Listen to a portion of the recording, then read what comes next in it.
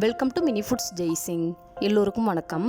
இன்றைக்கி நம்ம வீடியோவில் ரொம்ப பாரம்பரியமான ஒரு ஆதி காலத்து ரெசிபி தாங்க பார்க்க போகிறோம். உளுத்தம் புட்டு. வாங்க இந்த ரெசிபி எப்படி செய்யறதுன்னு பார்க்கலாம். இப்போ பாருங்கள், இதில் ஒரு கப் அளவுக்கு உளுந்து வந்துட்டு எடுத்து 2 மணி நேரத்துக்கு ஊற வச்சு எடுத்துருக்குறேங்க. இப்போது நம்ம உளுந்து எந்த கப்பில் அளந்து ஊற வச்சோமோ அதே கப்பில் ஒரு கப் அளவுக்கு துருவுன வெல்லம் எடுத்துக்கிறணுங்க. உளுந்து ஊற வைக்கிறதுக்கு முன்னாடியே இந்த வெல்லம் வந்துட்டு கரெக்டாக அளந்துக்கணுங்க. என் உளுந்து ஊறிடுச்சுன்னா நிறைய வந்துடும். அதனால் ஊற வைக்கிறதுக்கு முன்னாடியே நம்ம எந்த அளவில் உளுந்து எடுக்கிறோமோ அதே அளவு வெல்லம் எடுத்து வச்சுக்கிறணும். இப்போ இந்த உளுந்தை கிரைண்டரில் கொடுத்து நல்லா அரைச்சிக்கிறலாம். இதே போல் தண்ணி கொஞ்சம் கொஞ்சமாக தெளித்து நம்ம வடை மாவுலாம் அரைப்போம் இல்லையா, அதே போல் பதத்துக்கு நல்லா நைஸாக அரைச்சி எடுத்துக்கோங்க. மாவு ரொம்ப தண்ணியாகிடக்கூடாது, இதே போல் திக்காக இருக்கணும். பாருங்கள், நல்லா நைஸாக அரைச்சாச்சு. இந்த அளவுக்கு நல்லா அரைச்சதுக்கப்புறமா இதில் நம்ம எடுத்து வச்சிருக்கிற அந்த வெல்லத்தையும் சேர்த்துடலாங்க. இதே போல் வெல்லத்தையும் சேர்த்து ஒரு நிமிஷத்துக்கு மட்டும் கிரைண்டர் ஓட விட்டால் போதுங்க. பாருங்கள், வெல்லம் சேர்த்ததுக்கப்புறம் இதே போல் கொஞ்சம் தண்ணியாகிடும். இப்போ இதை நம்ம பாத்திரத்துக்கு மாற்றி எடுத்துக்கிடலாம். மாவு பாருங்கள், இந்த அளவுக்கு திக்காக இருக்கிற மாதிரி பார்த்துக்குங்க.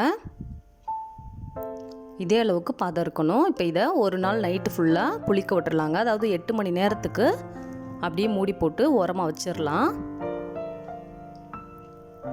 இப்போ பாருங்கள், ஒரு 8 மணி நேரம் மாவு அப்படியே வச்சாச்சு. மாவு வந்துட்டு மேலே பொங்கி வந்திருக்குது. இப்போ இதில் 1/2 ஸ்பூன் அளவுக்கு ஏலக்காய் பவுடர் போட்டுக்கிறலாம். 1/4 ஸ்பூன் அளவுக்கு சுக்குத்தூள் சேர்த்துக்கிறலாம். கொஞ்சமாக 1/4 ஸ்பூனுக்கு கொஞ்சம் குறைவான அளவுக்கே உப்பு சேர்த்துக்கிறலாங்க. இப்போ இது எல்லாத்தையுமே சேர்த்து நல்லா கலந்து விட்டுக்கிறலாம். சின்ன குழந்தைங்களுக்குலாம் இதே போல் அடிக்கடி செஞ்சு கொடுக்கும் பொழுது அவங்களுக்கு வந்துட்டு ரொம்பவே உடம்புக்கு இது ஹெல்த்தியான ஒரு ரெசிபிங்க. நம்ம பிரேக்ஃபாஸ்ட்டாக கூட எடுத்துக்கலாம், ஈவினிங் ஸ்நாக்காகவும் எடுத்துக்கலாங்க. இதை மெதுவாக இதே போல் கலந்து விட்டுக்கணுங்க. ரொம்ப அடித்து கலக்கக்கூடாது. அந்த உளுத்த மாவில் இருக்கிற சாஃப்ட்னஸ் வந்துட்டு போயிடும். அதனால் இதே போல் மெதுவாக கலந்துக்குங்க. கலந்துட்டு இதே போல் ஒரு இட்லி பாத்திரத்தில் அந்த ஈரத்துணி வச்சு விரித்து விட்டுக்கோங்க. அதில் கொஞ்சமாக தேங்காய் துருவல் வந்துட்டு எல்லா பக்கமுமே வச்சுக்கிறேன். நீங்கள் சின்ன குழந்தைங்களுக்குலாம் கொடுக்கும் பொழுது இந்த தேங்காய் துருவல் கூட சேர்த்து கொஞ்சமாக நட்ஸ் கூட இது கூட சேர்த்து போட்டுக்கலாங்க. இப்போ கையை இது போல் ஈரத்தில் நனைச்சிக்கலாம். தண்ணியில் நனைச்சிட்டு நமக்கு எந்த அளவுக்கு சைஸ் வேணுமோ அந்த அளவுக்கு இதே போல் உளுந்த மாவு கொஞ்சம் கொஞ்சமாக எடுத்து வச்சுக்கோங்க. கொஞ்சம் பெருசாகவே வச்சுக்கலாங்க. ஏன்னா உளுந்த மாவு வெந்ததுக்கப்புறம் கொஞ்சம் அமுங்கின மாதிரி போயிடும். அதனால் கொஞ்சம் பெருசாகவே வச்சுக்கலாம். இந்த ரெசிபி செய்யும் பொழுது நீங்கள் வந்துட்டு பனங்கருப்பட்டி கிடச்சா கூட இந்த நாட்டு சர்க்கரைக்கு பதிலாக பனங்கருப்பட்டி கூட சேர்த்துக்கலாங்க. ஆனால் ஒயிட் சுகர்லாம் யூஸ் பண்ணவே கூடாது.